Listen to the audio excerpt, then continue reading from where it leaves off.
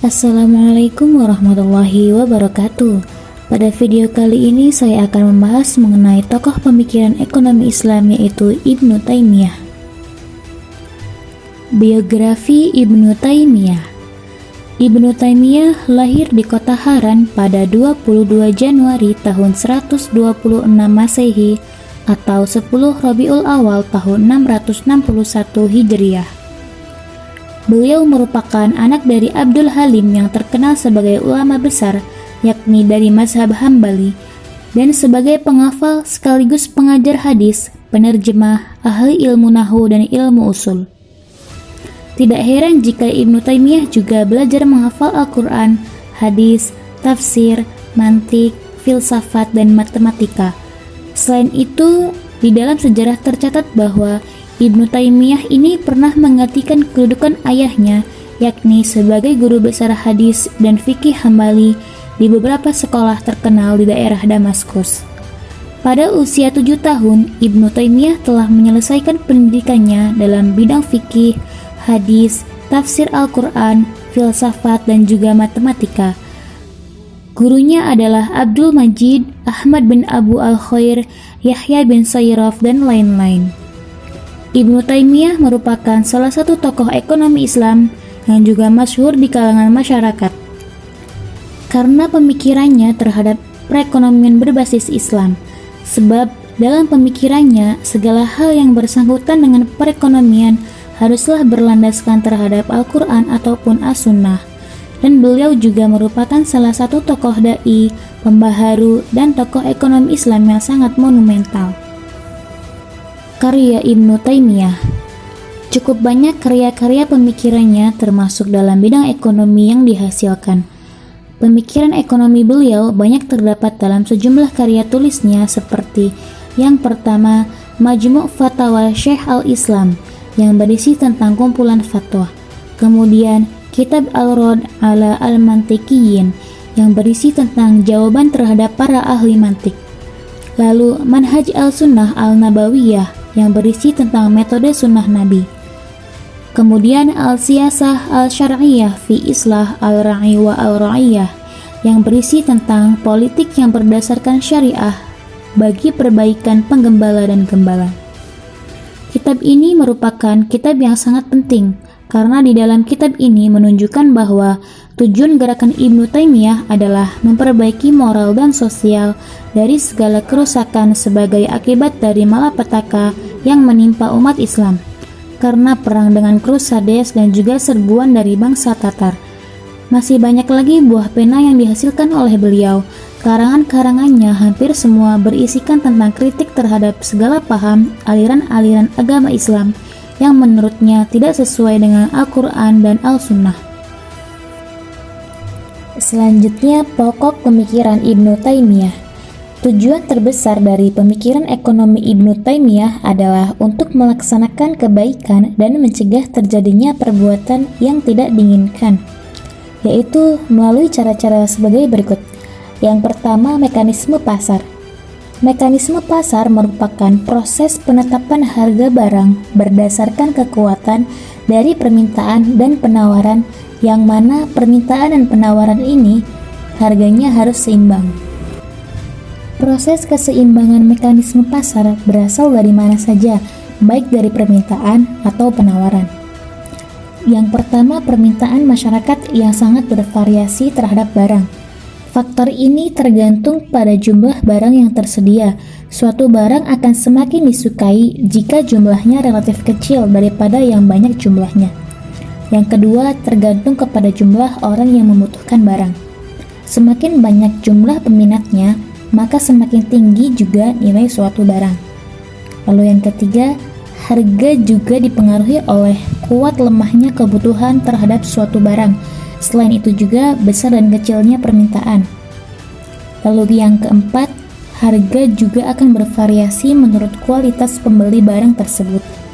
Jika pembeli merupakan orang kaya dan terpercaya atau kredibel dalam membayar kewajibannya, maka kemungkinan ia akan memperoleh tingkat harga yang lebih rendah dibandingkan dengan orang yang suka menunda kewajiban atau mengingkarinya. Lalu yang kelima, Harga dipengaruhi oleh jenis uang yang digunakan sebagai alat pembayaran. Jika menggunakan jenis mata uang yang umum dipakai, maka kemungkinan harga relatif lebih rendah jika dibandingkan dengan menggunakan mata uang yang tidak umum atau kurang diterima secara luas. Lalu yang keenam, aplikasi yang digunakan seseorang dalam sewa-menyewa adalah sama. Kasus yang sama dapat diterapkan pada orang yang menyewakan suatu barang. Kemungkinan ia berada pada posisi sedemikian rupa, sehingga penyewa dapat memperoleh manfaat dengan tanpa tambahan biaya apapun.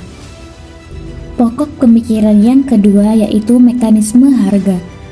Seringkali ditemukan pembahasan Ibnu Taimiyah tentang masalah harga, yakni yang pertama kompensasi yang setara atau adil, yang disebut dengan iwad al-misli, dan yang kedua harga yang setara atau adil yang disebut dengan saman al-misli. Iwad al-misli adalah pengganti sepadan yang merupakan nilai harga yang setara dari sebuah benda menurut adat kebiasaan, sedangkan saman al-misli adalah nilai harga di mana orang-orang menjual barangnya dapat diterima secara umum sebagai hal yang sepadan dengan barang yang dijual di tempat dan pada waktu tertentu. Keadilan yang dikehendaki oleh Ibnu Taimiyah berhubungan dengan prinsip la doror, yakni tidak melukai dan tidak merugikan orang lain. Maka dengan berbuat adil akan mencegah terjadinya kezaliman. Lalu pokok pemikiran yang ketiga yaitu regulasi harga. Ibnu Taimiyah membedakan dua tipe regulasi penetapan harga. Yang pertama, tidak adil sekaligus tidak untuk memaksa seseorang untuk menjual barang dagangan tanpa ada dasar kewajiban untuk menjual. Lalu yang kedua, adil dan sah ketika pemerintah memerintahkan seseorang untuk berjualan dengan harga yang jujur dan saling membutuhkan. Lalu pokok pemikiran yang selanjutnya yaitu tentang hak kekayaan. Beliau menyatakan bahwa Ibnu Taimiyah membagi hak kekayaan pada 3 bagian. Yang pertama, kekayaan individu. Penggunaan kekayaan individu disesuaikan dengan apa yang ditetapkan oleh syariah. Lalu yang kedua, kekayaan kolektif. Kekayaan kolektif bisa dalam bentuk yang bermacam-macam, misalnya suatu barang yang dimiliki oleh 2 orang atau lebih, atau dimiliki oleh suatu organisasi atau asosiasi.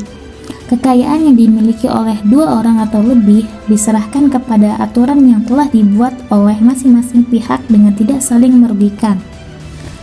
Lalu yang ketiga, kekayaan negara. Kekayaan negara secara aktual merupakan kekayaan umum atau publik. Kepala negara hanya bertindak sebagai pemegang amanah, merupakan kewajiban negara untuk mengeluarkannya guna kepentingan publik.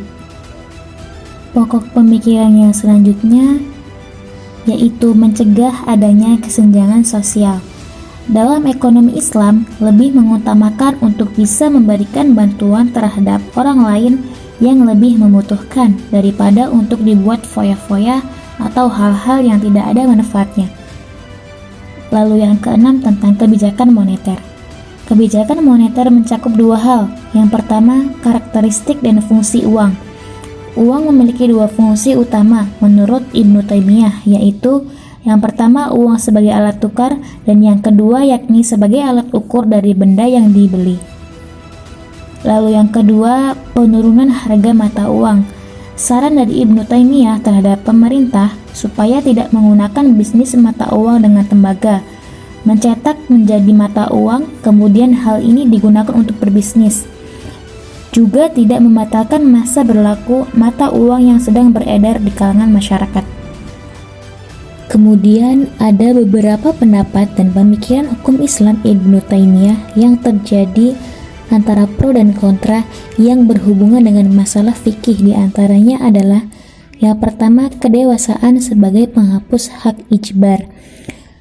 Hak ijbar adalah suatu tindakan untuk melakukan sesuatu atas dasar tanggung jawab.